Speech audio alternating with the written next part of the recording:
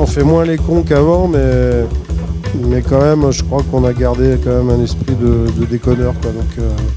Donc ça, c'est bien. Donc on est des boomers, mais rigolos.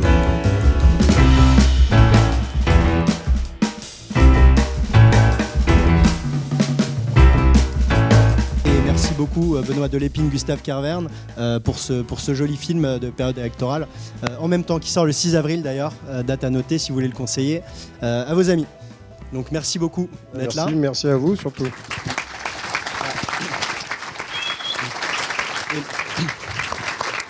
Et alors, comme l'objectif de ces soirées, c'est aussi d'échanger, de discuter, de comprendre les thématiques, les envies, qu'elles soient cinématographiques ou sociétales, qu'elles soient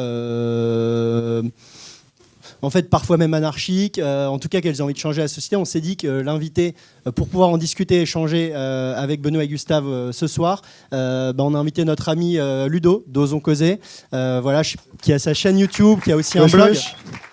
Voilà. Merci. Et un blog qui s'appelle Oser comprendre, je pense, Ludo. Et d'ailleurs, je te passe après la main et tu vas pouvoir lancer peut-être la soirée en disant ce que tu as pensé du film. Tu m'as dit que tu te sentais très très proche aussi dans les idées de la famille et de la maison Groland.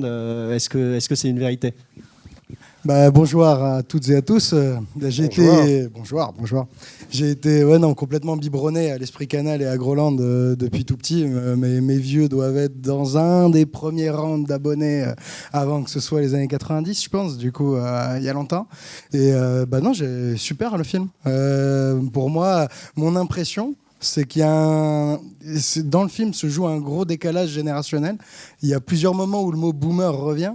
Et moi, j'ai l'impression que les boomers qui se prennent dans la gueule, faut manger moins de viande, faut faire attention au réchauffement climatique, et c'est pas forcément rigolo. Faut faire attention au rapport homme-femme, faut faire attention à ce qu'on dit. Que les boomers, c'est un peu vous.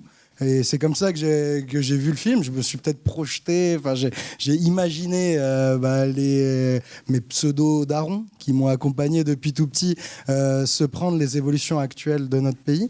Et je me suis demandé si dans ce film, vous vous situiez pas par rapport à l'adresse un peu de wokiste. Certains diraient le wokiste, faut faire attention à ce qu'on dit, faire attention à ce qu'on mange, faire attention à plein de choses. Et le film, c'était pas une manière de vous situer et de régler votre rapport par rapport à ça.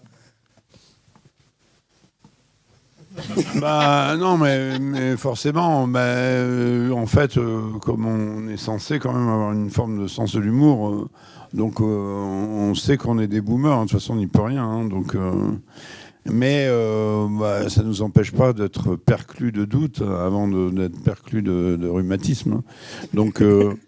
Donc effectivement, mais en tout cas... il se trouve qu'avec Roland, on passe quand même l'année à devoir explorer l'actualité et à devoir trouver des blagounettes, etc. Mais donc, à se poser nous-mêmes plein de questions depuis maintenant, c'est notre 30e saison. Donc, il est peut-être temps qu'on se rende compte de petites choses quand même. Non, mais si tous les boomers étaient comme nous, ce serait quand même sympa, quoi. Ça de ouf. Mais c'est vrai qu'on voulait dans ce film, ne serait-ce que le féminisme, c'est aussi parce qu'on a dans les mêmes femmes depuis très longtemps, hein, mais on les a quand même bien fait chier par moments. Justement, notre côté grolandais était pas toujours très accepté. Enfin, on a été un peu lourd, quoi. Donc, quand on dit nos femmes, c'est nous qui étions leur boulet surtout. Voilà, ouais. Un peu comme l'écolo. Ouais, voilà. C'est un peu thématisé. Il y a des rapports maritals qui sont évoqués dans le film. À la fois côté écolo et côté l'autre qui sort avec l'ancienne escorte du FMI. Voilà, exactement. Non, et donc, c'était une manière de rendre hommage à nos femmes aussi, ce film. Et, effectivement, après, c'est toutes les questions qu'on se pose, mais plus sur l'engagement, sur le fait de faire de la politique, c'est quand même un enfer. Enfin, toutes les questions qu'on se pose à l'écriture d'un scénario, on essaye de mettre le maximum de choses qui a un rapport avec l'actualité, avec des petits détails par moment qui sont épars dans le film, mais parce que on a chez Groland, justement, en cherchant des sketchs depuis quasiment 30 ans, toutes les semaines et tous les jours même, parce que même la nuit, tu te réveilles avec une idée ou un truc, que tu notes ça. Enfin bon, bref, donc c'est une espèce d'école et de gymnastique, d'exercice permanent qui fait que c'est assez dur aussi parce que on regarde que les travers de la société. Donc au bout d'un moment, ça peut être aussi un peu, enfin pas chiant, mais on ne voit le monde qu'à travers ses problèmes et ses tares. Donc au bout d'un moment, ça peut être un peu pesant. Mais comme on le fait on cherche toujours l'humour derrière tout ça. Ça permet de rester jeune, hein, je pense. Franchement, parce que on fait moins les cons qu'avant, mais quand même, je crois qu'on a gardé quand même un esprit de déconneur, quoi. Donc ça, c'est bien. Donc on est des boomers, mais rigolos. Voilà. Mais pour aller dans son sens, c'est vrai que l'air de rien, on sort quand même de 2 ans un peu zarbi, quoi. Enfin, en étant tous soit enfermés, soit flippés, etc., etc. Et Gustave et moi, avant d'écrire définitivement ce film, on est passé par, on a commencé à écrire d'autres films, mais qui, en fait, même s'ils étaient intéressants, marrants, tout ce que tu veux, mais ils n'étaient pas assez cons, quoi. Ah là, ils n'étaient pas assez une cons bonne parce dose. qu'on s'est dit, mais c'est pas. Nous, on avait envie de faire un éclat de rire général, en fait. Et cette idée de base nous a. L'éclat de rire général du style, non, on va quand même faire ça. Pourquoi?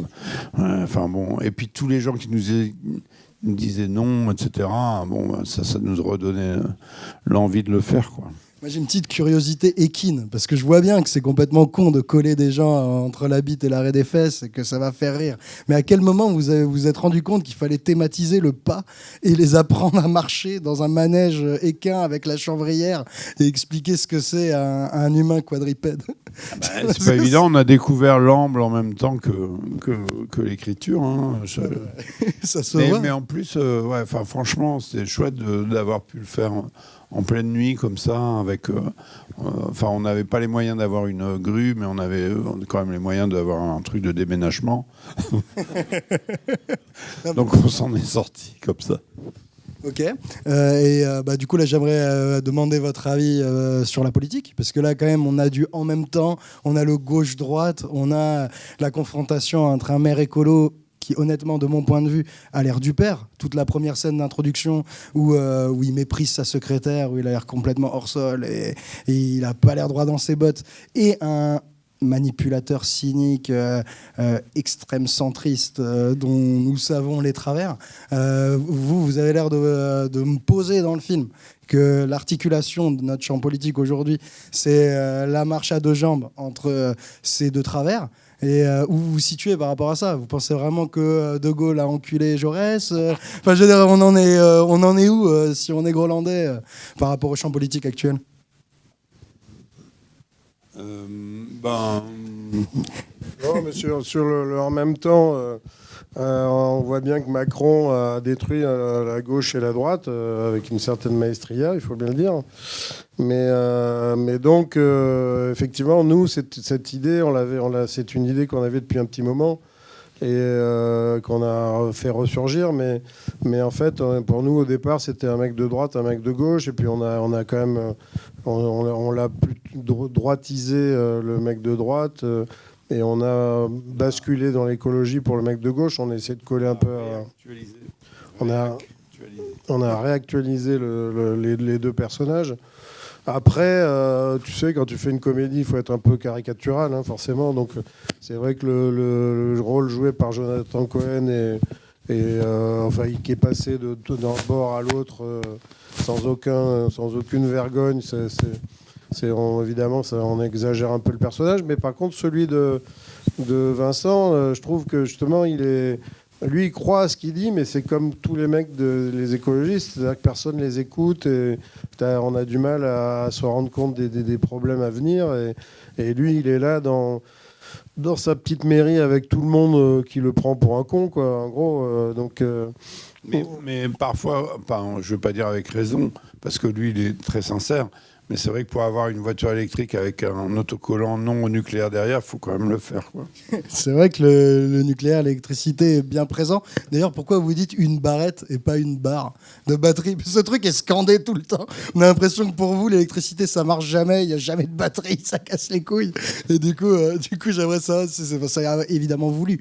C'est un running gag que vous vouliez mettre et ça vous agace? On voulait se battre pour l'autorisation du cannabis en vente. En même temps, ouais. Non, les barrettes, je sais pas pourquoi, mais on dit barrette aussi de temps en temps, non non, pas. Non. J'ai jamais dit barrette, merde. Moi, non, mais après je veux bien vous donner mon... Ouais, bah non, mais on laissera le public en commentaire nous dire s'ils disent barrette. On sera un peu... on aura des infos. Non, mais c'est vrai que c'est nous, on ne pointe que des absurdités partout et tout le temps, même les nôtres. Hein. Et en fait, on s'aperçoit qu'effectivement, on veut tout passer à l'électrique et que nous avons des centrales qui sont vieillissantes, qu'on dit qu'on va construire des EPR alors qu'il n'y en a pas un qui marche encore, et qu'au moindre pic de froid, on est obligé d'importer de l'électricité. Donc on veut passer à tout l'électrique avec des matières premières qu'on n'a pas, qui vont être dans des pays qui vont devenir sous la coupe de certains dictateurs, ou je ne sais pas. Donc c'est totalement absurde ça, et nous c'est ce qu'on voulait montrer aussi, toute cette absurdité, le fait de pas pouvoir en même temps, c'est pour nous une politique à court terme, parce que c'est privilégier les uns et après les autres, et en fait ce sont des renoncements permanents pour prendre des décisions comme dit un des vigiles dans le film. Je dis pas qu'on est pour une dictature écologique, mais Quasi quand même. Mais quasi. Après, en vrai, si on prend tous les petits grains que vous avez semés pour faire le personnage de Jonathan Cohen, il y a un peu la Macronie. Le gars est à la fois, je sais pas, comment vous dites, pois chichauvore ou je sais pas quoi. Ça, c'est un peu le pois chichien. Donc ça, c'est. Il ment. Mais bien sûr qu'il ment, mais c'est le versant Nicolas Hulot du quinquennat de Macron. Il y a du Darmanin au sens qui va vers l'extrême droite, et il y a le gauche-droite en même temps. Avec du coup, une espèce de verbe et de talent pour la parole extraordinaire. Donc oui, effectivement, Macron pourrait en arriver là, d'être pas chichien à la fin. Bien sûr, évidemment. Moi, je mange que des légumineuses, bien sûr. Ok. Sinon, moi, j'avais un truc qui m'a frappé sur le rapport aux activistes féministes. Je me suis rendu compte qu'au tout début du film, je crois que c'est dans la scène dans la bagnole, il y a Jonathan Cohen qui explique qu'il adore les meufs qui font des métiers de mecs. Il adorerait qu'une femme soude ou je sais plus quoi, ou qu'elle soit pompier. Et je me suis rendu compte que dans votre manière de toi peindre, aussi. Ah, bah oui, évidemment, moi aussi, mais faut pas le dire trop fort, ma meuf va se mettre à souder. Et du coup, évidemment, moi aussi, mais je me suis rendu compte que vous avez pointé des petits détails dans le groupe de personnages du groupe féministe. À la fois, il y en a une qui a un blouson de pompier, firefighter. Elles conduisent une espèce de Toyota, j'ai dû la googliser, je me rappelais plus le nom, mais c'est une Celica avec la main sur le volant, avec la moquette tunée comme dans les années qui vont bien. Et du coup, il y a plein de troubles dans le genre. Ça va beaucoup vers le masculin, ça tire beaucoup. C'est un groupe féministe qui tire beaucoup vers le masculin. Et je voulais savoir si c'était voulu ou si c'est votre manière inconsciente de le projeter. Parce que moi, ça m'a interpellé. Je me suis tout de suite dit, tiens. Mais elles sont dans le fight quand même, c'est ça qui est bien aussi. Oui, bien sûr, mais ça ressemble beaucoup à des projections de ce que moi je vais percevoir comme étant votre génération. Attends, parce que par exemple la Toyota en question, c'est inouï. Moi je suis toujours sur le Bon Coin. Et là, tout d'un coup, quand elle est apparue, c'était une illumination. Il y en a très peu. Hein. Elle valait 2000 balles, elle était magnifique. Ok, je comprends. Non, mais et en plus, quand on l'a présentée à nos 3 actrices, elles voulaient toutes les 3 l'acheter. Donc, tu vois, c'est pas... Il n'y a pas que toi qui était intéressé. Les 3 magnifique, actrices la Celica tunée avec la moquette, il n'y a aucun problème avec ça. Ouais, et puis pour les costumes, nous, c'est le truc qui nous fait le plus chier dans les films, c'est les costumes. Donc Donc, parce que là, ça colle vraiment. Enfin, tu vois, Non, il y a, mais, il y a un groupe féministe qui veut mettre à bas le patriarcat, qui même à un moment dénonce le fait d'être pas pris au sérieux quand on a des voix aiguës. Et vous allez chercher les voix les plus graves du cinéma français. C'est pas possible de faire plus grave. Non, mais c'est vrai, j'ai les voix féminines. Et du coup, c'est un peu rigolo de voir que des trucs que vous dites, dans la manière de le montrer, il y a un peu l'inverse. Parce que c'est des féministes à prédicat extrêmement masculin. Ouais, mais tu sais, c'est une première phase. Hein. Après, tu sais, tu peux pas partir. La révolution, c'est pas comme ça. Mais moi, je note. Hein, je voulais juste savoir comment. Tu peux pas partir à la guerre en talons aiguilles et en mini-jupe. Hein, donc, il faut une Toyota Celica. Mais non, mais là, pour le coup, c'est tout con parce que nous, comme je te disais, on n'aime pas les costumes. C'est la partie qui nous fait le plus chier. D'ailleurs, on n'a qu'un pantalon et on va jamais dans les magasins. Donc, désolé pour mes chaussettes, mais c'est tout ce que j'ai trouvé. Ma meuf m'a dit de changer de chaussures. Du coup, on laisse souvent les actrices choisir leur propre garde, enfin, ce qui leur plaît. Après, on dit oui, non, éventuellement, mais en tout cas, on veut qu'elles soient bien dans leurs vêtements, donc c'est plutôt elles qui ont choisi toutes leurs fringues. Donc voilà. Okay. Et enfin, faut revenir à ces 3 actrices qui sont extraordinaires. Incroyable. C'est-à-dire que Douli, c'est quand même dingue, quoi. Ça fait 2 ans et demi qu'elle présente Groland avec un talent incroyable. Incroyable. Et absolument aucun article dans la presse. 0 article. Bah 2 ans. Si tu suis pas Groland, mais oui, oui, mais bon, quand même, des journalistes, tu peux au moins une fois de temps en temps regarder la télé, quoi. En plus, elle a une histoire singulière. Mais oui, son super. spectacle, c'est extraordinaire. C'est tout ce qu'elle a vécu en tant que junkie, porte de la Chapelle, mais c'est dingo, quoi. C'est inouï. Enfin, voilà, India Air, mais elle est géniale dans le film. C'est-à-dire que on a écrit les dialogues, certes, mais elle fait des espèces de trouvailles comme ça, mais dans la façon d'être, dans son énergie. Enfin, elle est complètement dedans. Et en plus, maintenant qu'on commence à se connaître, enfin, grâce au film, elle est vraiment écolo à fond. Tu vois, elle vit avec son mec dans une ferme et tout. Enfin, c'est trop bon, quoi. Et puis la troisième, India Air, mais c'est pareil. Jenny Beth, pardon. Elle est trop bien. Enfin, on l'a vu dans le film d'Audiard. Elle a un sens de l'humour inouï. Et puis, pareil. Ça fonctionne le trio. Et en fait, l'idée de ce trio, enfin des activistes féministes, nous est venue plutôt de nos copains belges. Notamment, on est très proche de Noël Godin, qui est l'entarteur belge, mais qui entarte plus trop maintenant, mais qui fait entarter par un groupe de filles très rigolotes, les entarteuses. Donc, c'est ça qui nous a donné un peu l'idée d'un groupe, parce qu'on voulait que ce soit sous l'angle drôle. Et aussi, on avait un copain qui s'appelait Robert Dehoux, qui était un espèce d'anarchiste belge, et qui, son fait de gloire, c'est qu'il mettait le soir, la nuit, il allait dans la place financière de Bruxelles et qui mettait des bouts d'allumettes et de la colle dans les serrures des banques pour pas que les gens puissent les ouvrir le matin. Un saboteur. Un saboteur. Et bloquer toute la place financière européenne tout seul. Donc ça, c'est le surréalisme belge qui nous a toujours marqué. Et c'est pour ça qu'on adore aller en Belgique. Et les Belges vraiment ce côté facétieux que n'ont pas toujours les Français. Mais donc, quand on a montré pour la première fois notre film, on s'est tous embrassés, on a chopé le Covid direct. Ouais, on a eu le variant belge. Roland Duo. C'était comme ça. Et c'est marrant que tu mentionnes Noël Gobin, je crois. Godin, parce qu'il est au remerciement. Et juste à côté, il y a Corinne Massiero et les vaginites. Moi, je lis ça, je me fais ah tiens, mais qu'est-ce que c'est? What the fuck? C'est quoi les vaginites? Donc je vais sur Google, je tape comme ça, disciplinairement, et je vois qu'elle est invitée à votre festival. Et du coup, je découvre que c'est un groupe de féministes qui chantent avec, du coup, un peu à moitié à poil, avec du sang sur la culotte et tout. Et je pensais que c'était ça.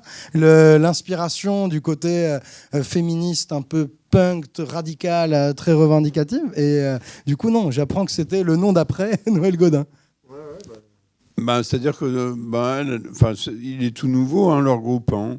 Donc, en tout cas, le premier concert, c'était au Festival du film grolandais à Toulouse et tout. Et donc, on en a passé un morceau lorsqu'elles arrivent dans leur local, etc. Okay. Mais c'est trop beau, hein. Elles sont incroyables, quoi. Mais même, enfin, quoi qu'il arrive, même si on les connaissait pas avant d'écrire, c'est plutôt inspiré. On dirait, enfin, c'est quand même comme si elles formaient un groupe de rock. Nous, en tant que boomers, c'est tout ce qu'on a comme. Ouais, je comprends. Comme inspiration, en fait. Et pour rester sur la thématique du féminisme, il y a un moment vers la fin où je crois que quand il y a le sujet de la colle et qu'il y a la rencontre entre le groupe des nanas et les deux zigotos, il y a une phrase qui est, je la dis de mémoire, mais c'est un peu, ça fait des siècles que le patriarcat nous tombe dessus, là c'est tombé sur vous.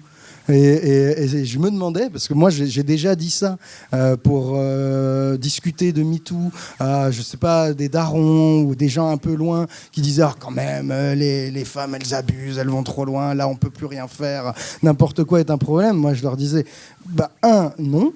Et 2, même si jamais elle dépasse un peu, ça déborde, c'est pas colorié parfaitement sur la ligne, en fait, et pas de bol, mon Gus, c'est tombé sur toi. Et je voulais savoir si c'était mon interprétation ou si c'est comme ça que vous l'avez écrite, si c'est comme ça que vous avez écrit le film. C'est exactement ça, oui. Ta réflexion, c'est la même que la nôtre, effectivement. On se dit que le patriarcat a échoué. Comme le capitalisme va échouer, dans un film précédent, I Feel Good, avec Jean Dujardin, on cherchait une voie le capitalisme et au communisme à travers cette communauté Emmaüs dans laquelle on avait tourné. Et là, effectivement, ce film, c'est pour dire que le patriarcat a échoué. On le voit bien avec un dictateur complètement fou en ce moment. Parce que je pense pas qu'une femme, des dictateurs écologistes et féministes, déjà il n'y en a pas trop, mais c'est aussi la preuve que les hommes ont échoué dans beaucoup de domaines, et c'est ça qu'on voulait dire.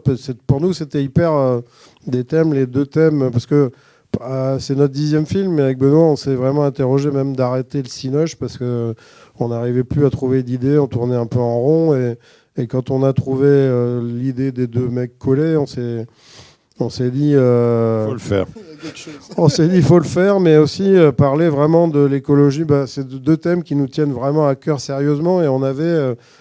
si le film démarre de façon très drôle, après il prend un tournant plus sérieux, mais ça on savait que peut-être les gens diraient ouais, mais on rigole moins à la fin qu'au début, mais c'était vraiment assumé parce que pour nous c'est pas de la rigolade, enfin pour nous c'est capital même, donc on voulait on avait même une fin totalement con où tous les maires qu'on voyait à la Réunion étaient collés comme dans une gigantesque chenille. Une fête organisée par les filles. Mais on l'a pas fait parce qu'on voulait vraiment... non, parce qu'il y a un moment où on rigole plus, quoi. Enfin, voilà, donc on voulait du sérieux et que ces thèmes-là soient vraiment mis en avant. Plus. On a été très, très contents parce qu'avant-hier, on a présenté le film à Pau. On a fait un film qui s'appelle I Feel Good à l'Emmaüs de l'Escarpeau. Et là-bas, il y avait un colloque qui a été organisé sur retrouver une forme d'utopie quand même pour le politique, quoi, parce que c'est pas possible, quoi. Enfin, on peut pas passer notre temps à avoir une campagne comme on vient d'avoir là. C'est pas possible. Ça, c'est de la tacite reconduction, là, notre campagne. Oui, non, mais là. Et donc, on était avec.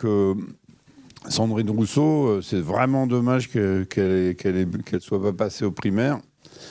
Et voilà, enfin, c'est dans 5 ans, là, comme on dit à la fin du film, ce sera une assiette pour 2, mais avec Sandrine Rousseau quand même plutôt. Ça a l'air d'être un des enjeux, de s'auto-modérer ou de s'auto-limiter. J'ai oublié un peu comment vous le formulez, mais ça, c'est un enjeu qui est posé par l'assiette, je crois, dans le film. C'est un peu, faut moins manger, faire attention. Mais je sais pas, il faut qu'on trouve une solution plutôt que de continuer à...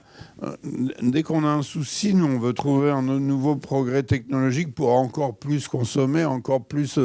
tout d'un coup, on est capable de dévaliser toutes les réserves du monde d'aluminium ou je sais pas quoi pour remplacer des trucs de pétrole. Non mais arrêtez là. Il faut qu'on calme le jeu, quoi. Simplement calmer le jeu, quoi.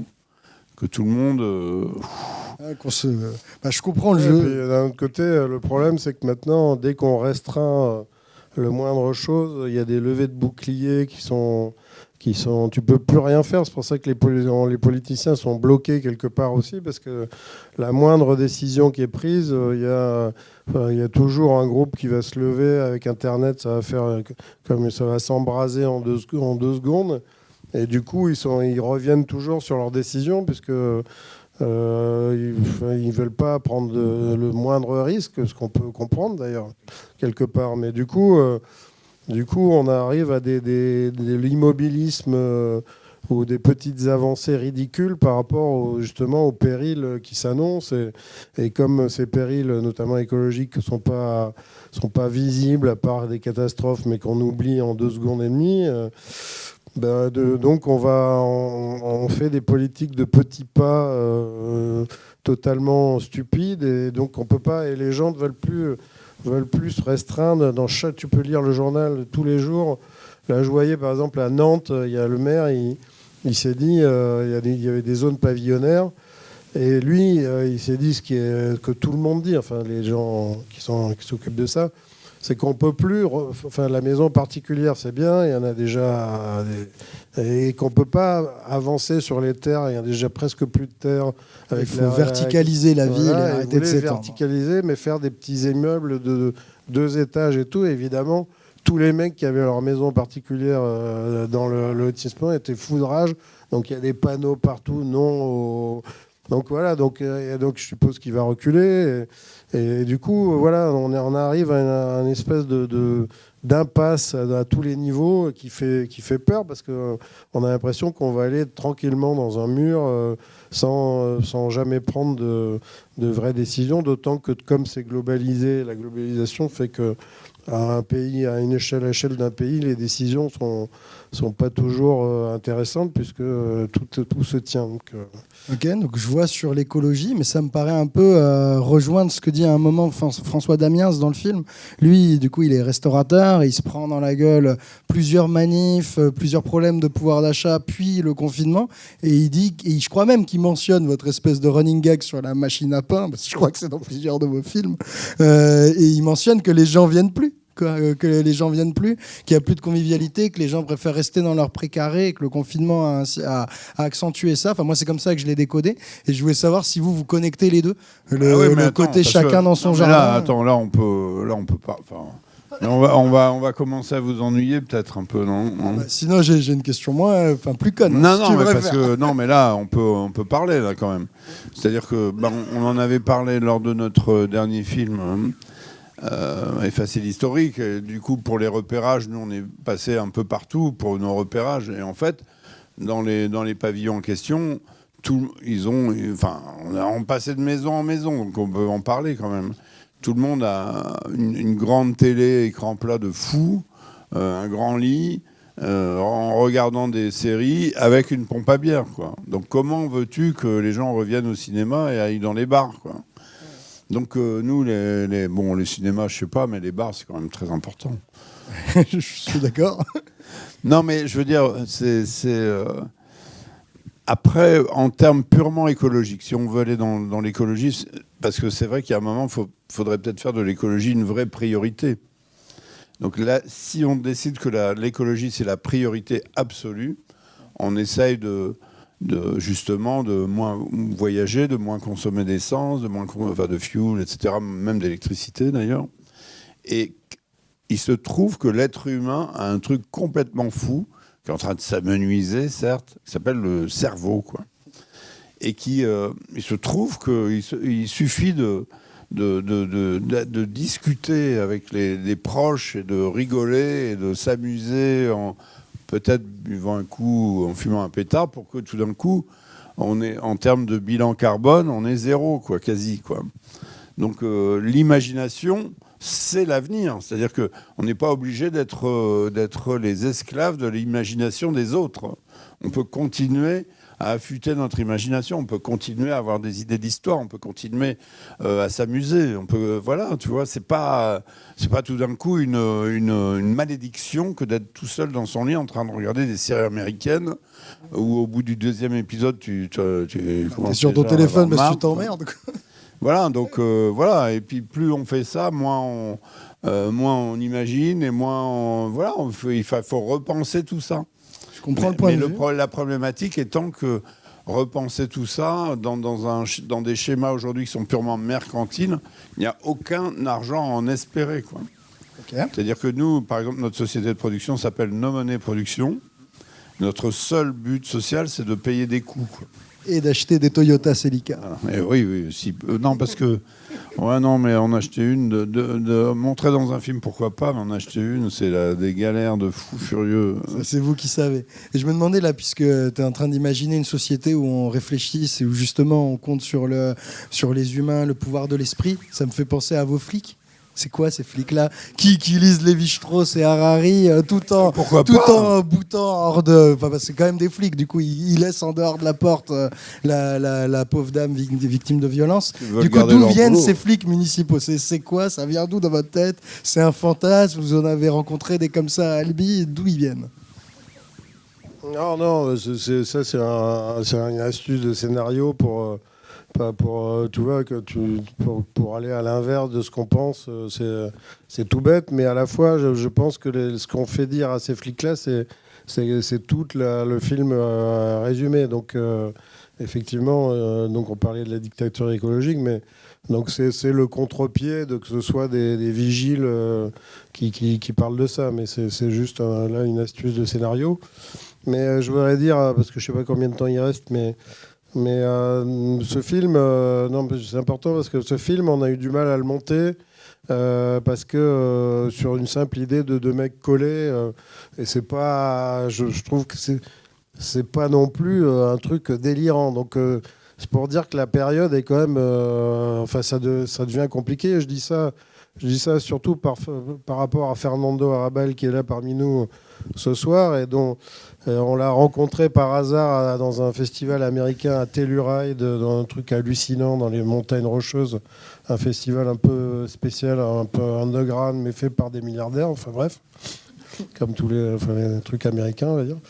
Mais bref, donc on se dit avec Benoît, c'était il y a longtemps, donc 20 ans. On parle pas anglais, donc nous on peut pas aller voir des films, donc on était beaucoup dans les bars. Mais c'est une station, il y a 3 saloons, quoi. C'est vraiment le petit village comme dans les films. Et là on voit dans le programme, tiens, Fernando Arrabal, un film. Donc on dit, au moins là on peut. Viva la muerte quand même. Donc on est allé voir son film et il se trouve qu'il était là. Et donc on voit ce film Viva la Muerte et on a un choc visuel et sur ce film et après donc on lui demande mais on peut vous joindre, il dit ouais je suis dans l'annuaire donc voilà et on l'a pris, il est venu faire amicalement un rôle dans le film qu'on a fait après à Vida. Mais tout ça pour dire que les films de Fernando sont des films beaucoup plus culotté que ça et que maintenant on arrive difficilement à monter un film comme ça, donc c'est aussi il y a un problème dans l'originalité des scénarios et quand les chaînes râlent, parce que j'ai vu tout un article dans le film français des gens de France 2, France 3, il n'y a pas assez d'originalité dans les scénarios. Et puis tu leur montres ça, ils disent non. Donc ils vous ont dit non. Non. Tout le monde, tout le monde enthousiaste. Et on a pour la première fois. À cause de fois, cette idée, juste parce que deux mecs sont collés par les organes, quoi. Ouais, voilà. Donc il y a un peu aussi de l'absurdité dans tout ça, comme s'il n'y en avait pas assez ailleurs. Donc c'est toujours oui, on veut quelque chose, mais à la fois non, on n'en veut pas. Donc c'est un peu. D'ailleurs, comme dans le film, comme politique en fait. Mais à part ça, il y a aussi parce que nous. L'idée, elle nous faisait trop rire, quoi. Donc il y a un moment, tu vois. Tu le fais quand même. Et on l'a monté avec No Money Production, notre société qui sert à payer des coûts. Mais aussi avec, on a téléphoné à notre distributrice, productrice, Alexandra Neuschberg, et parce qu'on avait même été lâché par la production. Enfin bon, bref. Et elle, au téléphone, on leur raconte l'idée. Il y a un silence et elle éclate de rire, quoi. Et donc voilà, et donc c'est tout, quoi. C'est-à-dire que ça dépasse tout. C'est-à-dire qu'il y a un moment, Voilà, quoi, c'est tout. Non, mais c'est votre signature, hein, de mettre des grands éclats de rire sur des trucs sérieux, et c'est ce qui pointe dans ce film. Et dans ce que vous faites sur Groland, merci pour tout l'avance ça. sur recette, c'est grâce à Emmanuel DeVos qui était. Enfin, on n'était pas passé en première lecture, et elle, on l'a senti au moment où on a soutenu notre synopsis, etc. Elle était morte de rire, quoi. Donc voilà, quoi. On a été, c'est grâce à des gens qui ont de l'humour qu'on s'en est sorti, en fait. Il faut espérer que grâce à ce film, on garde on passe le témoin et que la flamme reste allumée, hein, parce que ce serait vraiment con que ça disparaisse avec ça. Merci à vous tous, merci pour ce film. Merci. C'est excellent. J'espère qu'il aura le succès qu'il mérite et que France 2 vous le rachètera. Il faut pas rêver non plus. Ouais. Merci. J'aurais peut-être aimé prendre une ou deux questions du public avant de clôturer. Alors, il y a mon ami Simon qui lève la main. Bonsoir. Bonsoir. Il y a une question que j'avais très envie de vous poser et qui me semble avoir un aspect esthétique, mais c'est aussi... je voudrais savoir dans quelle mesure c'est un motif politique dans ce film, mais dans les précédents aussi. Vous avez beaucoup parlé de Feeling Good, mais c'était très présent dedans comme dans celui-là, mais dans plein d'autres également. Enfin bref, c'est la matérialité des décors et des lieux dans lesquels vous tournez.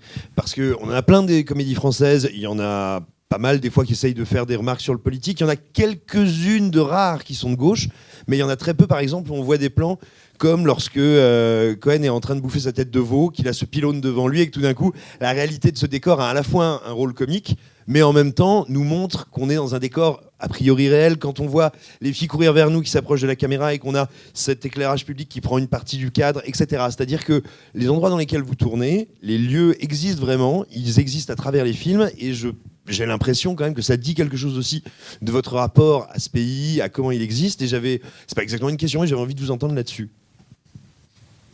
En fait, le truc, c'est qu'il y a quelque chose que... Enfin, je sais pas, hein. Peut-être qu'ici, il y a... oui, vous êtes quand même des cinéphiles et tout, donc... mais on a quand même une forme d'originalité par rapport à ce qu'on fait, c'est que on ne fait, par exemple, absolument aucune lecture, aucune répétition, et nous-mêmes, quand on arrive le matin, on ne sait absolument pas ce qu'on va faire. Alors ça, c'est un truc un peu... Et ça fait 10 films qu'on fait ça, hein. Mais au début un peu par inconscience et après par choix, quoi.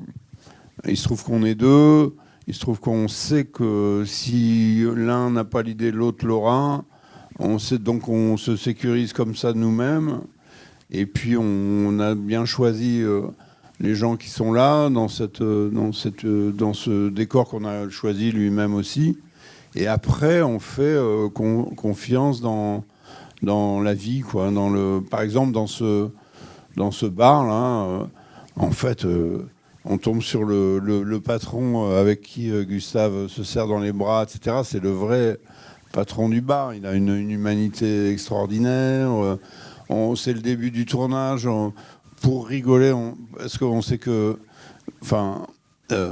Jonathan, je dis pas qu'on avait envie de le baisser de régime, mais on s'était débrouillé déjà pour la première scène dans la voiture de le mettre toujours derrière le chauffeur pour qu'on le voit jamais à la caméra. Donc pour le calmer, quoi. Et après, pour rigoler, on le met derrière le poteau, quoi. Et, bon, Mais disant, tu t'apparaîtras jamais dans en lui faisant croire qu'il apparaîtrait jamais dans le film. Donc nous, ça faisait hurler de rire de penser que... Bon, alors bien sûr, après, on a remis la caméra. Mais lui, non, mais oui, il n'est pas con. Donc il voyait bien que c'était vrai, quoi. C'était que la caméra était réellement derrière le poteau, quoi. Donc du coup, il s'est dit, je suis pas comme... Enfin, je suis pas dans un endroit normal, donc... mais même, il a le sens de l'humour. C'est ça qui fait aussi tous nos acteurs, actrices, ils ont un sens de l'humour extraordinaire. Donc on peut les emmener dans des territoires comme ça. Et effectivement, même dernièrement, il nous a dit ouais, c'est trop bon.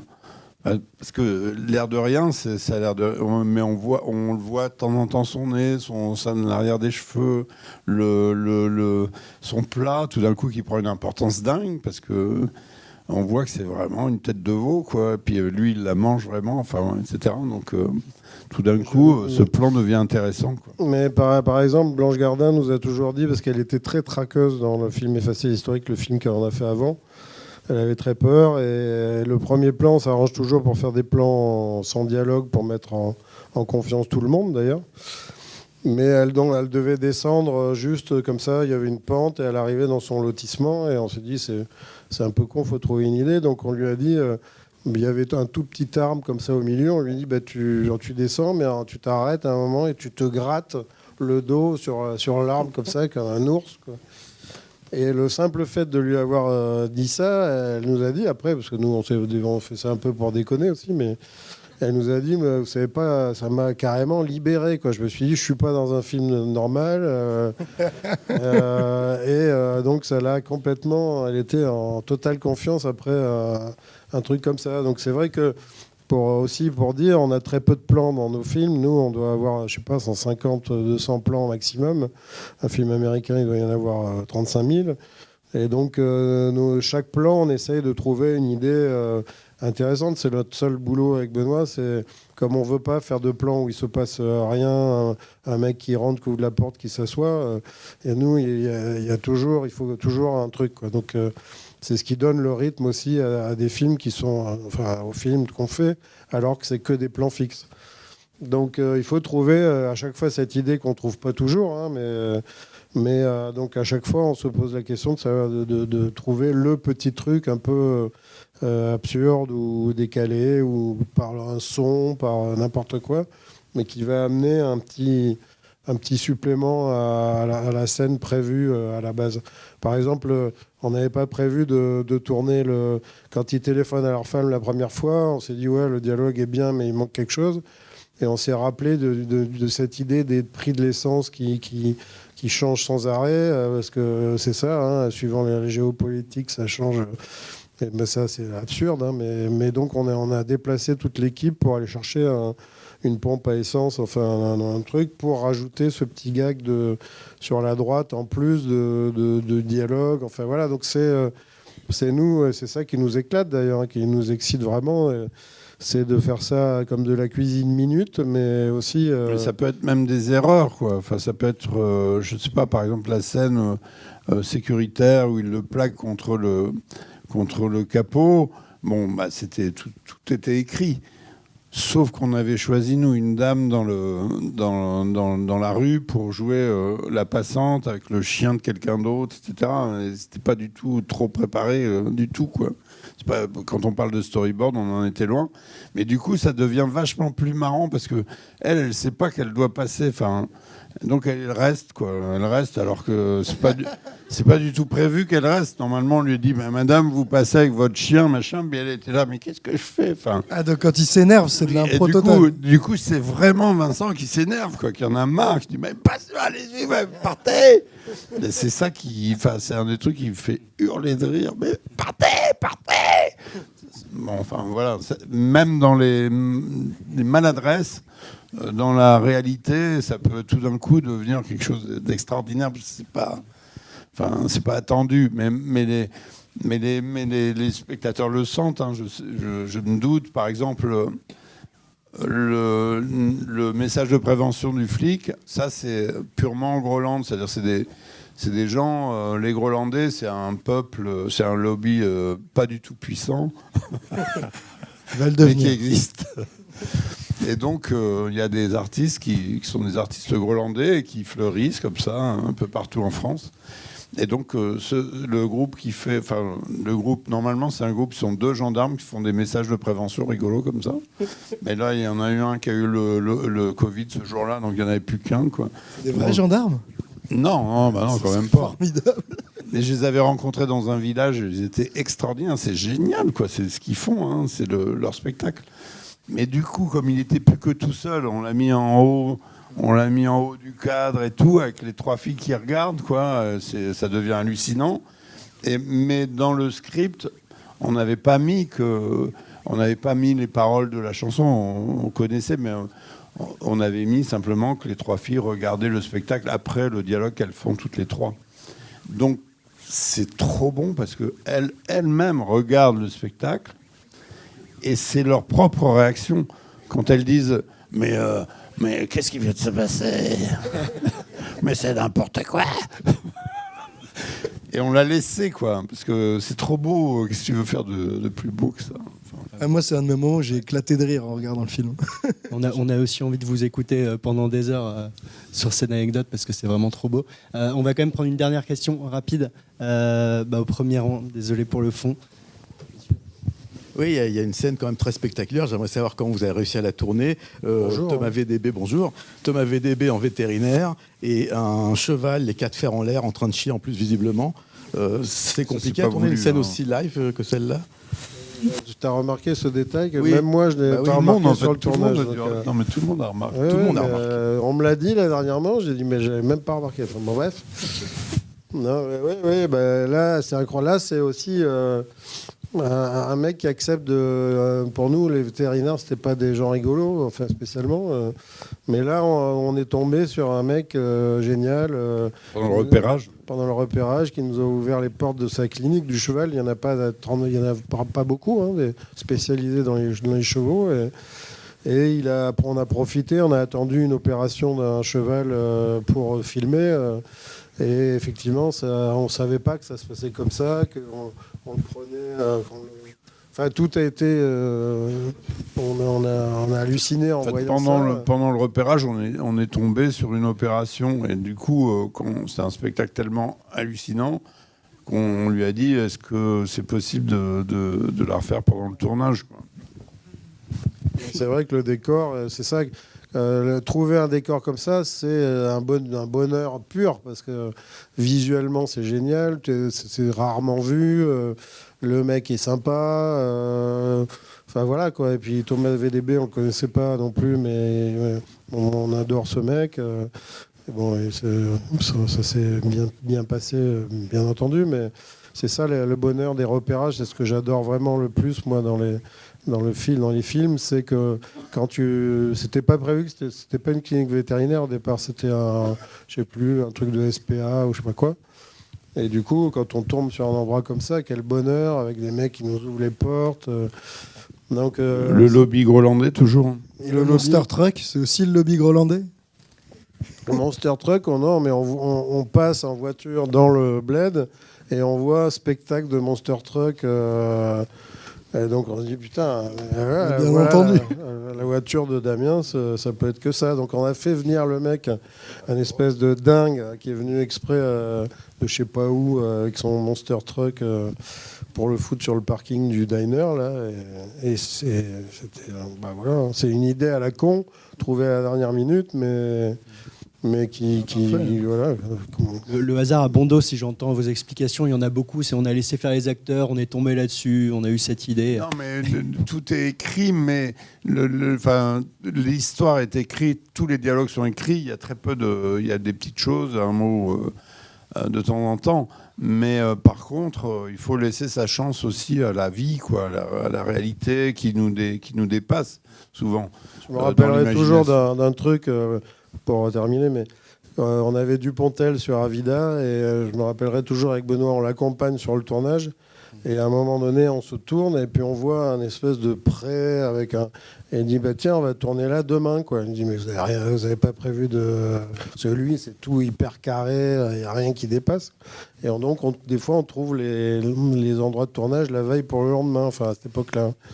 Donc Dupontel estomaqué par notre façon de faire jusqu'au bout d'ailleurs.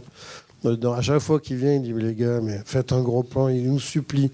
Faites un gros plan, on sait jamais ce qui peut se passer, ça peut vous sauver. Ben non, on fait pas non, désolé, pas de gros plan. Donc, s'enfiler jusqu'au bout. Donc voilà, non mais c'est une manière de bosser quand ça fait 10 films qu'on bosse comme ça, et c'est un peu pas de l'adrénaline, mais parce que des fois on se retrouve comme des cons, on sait pas quoi faire, mais je sais pas, c'est une manière de bosser qui est vachement, qui je sais pas, qui est excitante. Mais celui-là, je sais pas, hein, mais là c'est marrant, il y a toutes ces étoiles, hein. Mais on était protégés, quoi. Parce que c'est impossible normalement de tourner un film en décembre et de le sortir là, c'est impossible, quoi. Impossible. Bien sûr, quand on prend des risques et que les étoiles s'alignent, parfois ça arrive. Voilà, on est content. Aligné. Voilà. Bah écoutez, magnifique en tout cas. Merci infiniment d'avoir été là ce soir. Merci à vous. Merci pour les 10 prochains aussi films. nombreux, hein, ça fait vraiment chaud au cœur. Dans cette salle qu'on adore, et on est venu vraiment c'est la salle où on est le plus venu faire des choses. Donc c'est vraiment une salle qui nous tient à cœur. Donc merci d'être là aussi nombreux. J'espère que le film vous a plu et on compte sur vous. Ouais. Voilà. Et puis merci beaucoup.